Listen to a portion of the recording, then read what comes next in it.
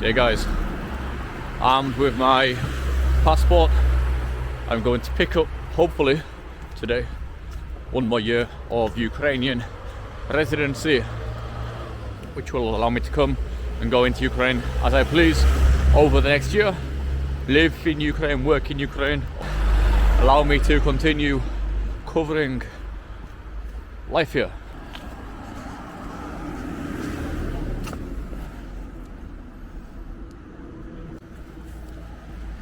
And right now guys, it's actually snowing. The finest snow in the world. It's like a kind of foggy little snow. You can't see it of course, but you can feel it against your face. The street I'm walking down now is actually called Улица Ruska, which translates to Street of the Rus, or broadly to kind of Russian street.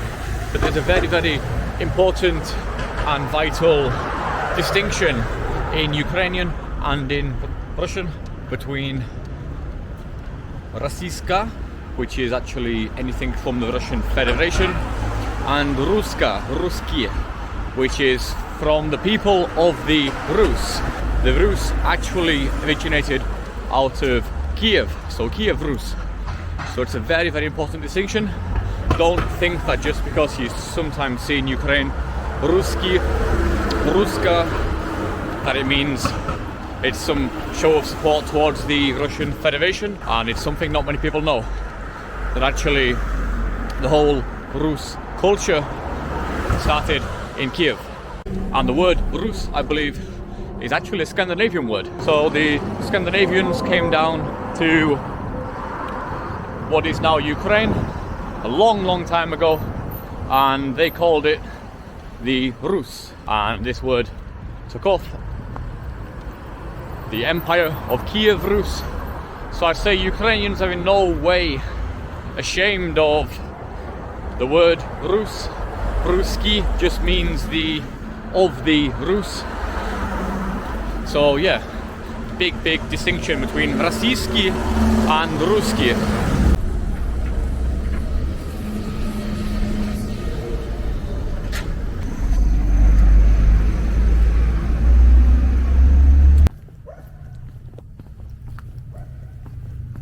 The migration centre should be somewhere around here. Bit of a weird place to have a migration centre. You'd have thought it would be in the city centre.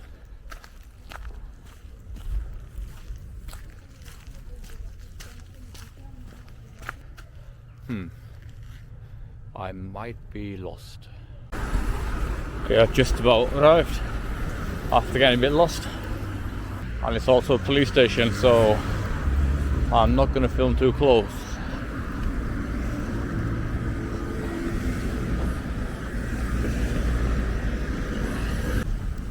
Wow, even the migration centre's got, it's all bunkered out like this.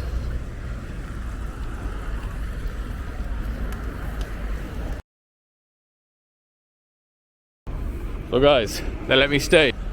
Bit of a dodgy photo, but it'll do. And yeah, very happy that they gave it to me. I was a bit worried because you need to spend over 6 months of the year in Ukraine. I haven't over the last year, obviously because of the war, but because of the war situation, obviously, they accepted the fact that most people who were residents also haven't spent 6 months of the year here because, well, obviously we fled the country and only just starting to come back now. So yeah, very happy. It's not the easiest document in the world to get. Once you get it for the first time, it's not so hard every year to renew, but getting in the first place was a pain in the especially as a Brit, because we used to make their life so hard to come to the UK. Ukrainians, we used to charge them like $2,000 just to get the visas. So the Ukrainians logically thought, well, we'll too can play that game, and they also charged us like $2,000 just to get the visa you need to apply for the document. Yeah, not easy. I had to go to London. I had to get a visa D like 4 years ago, and this visa allowed me then to apply for this. This isn't so expensive, it's the visa which is expensive, which you need to apply for this for people from the UK.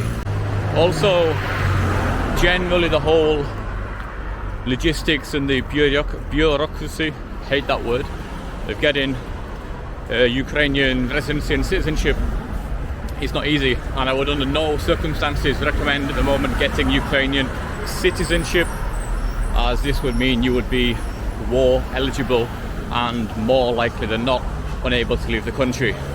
But yeah, these are pretty useful at the moment. It means you're guaranteed entrance and exit from Ukraine at a time when obviously there's a lot more measures on the border.